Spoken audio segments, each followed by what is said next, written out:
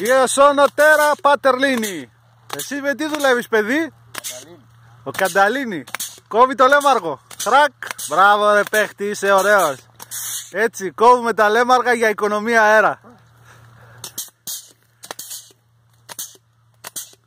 Εσύ τι είσαι ρε, αγρότης? Όχι, αφεντικό. Αγρότη, ανέβα στη σκάλα να κλαδέψεις. Ναι, αφεντικό, ανέβω.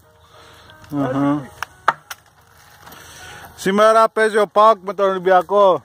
Δίνω και ένα τι να δώσω? Προγνωστικό 3-0, παιδιά, παίξτε το. Να πληρωθείτε.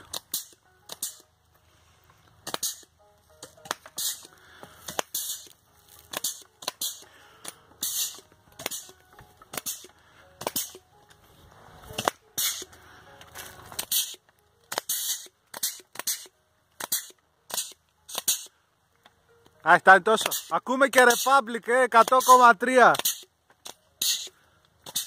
Κάτσε να τραβήξω και το βουνό μια. Τράβαρε από εδώ τα κλαδεμένα και από εκεί τα κλάδες. Ανέβω πάνω σκάλα.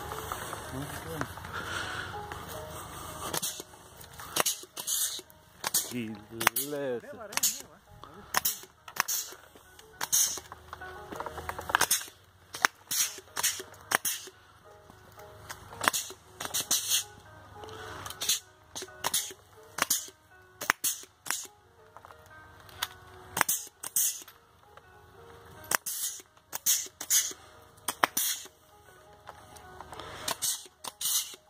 Σάκη, πες κανέναν ανέκδοτο.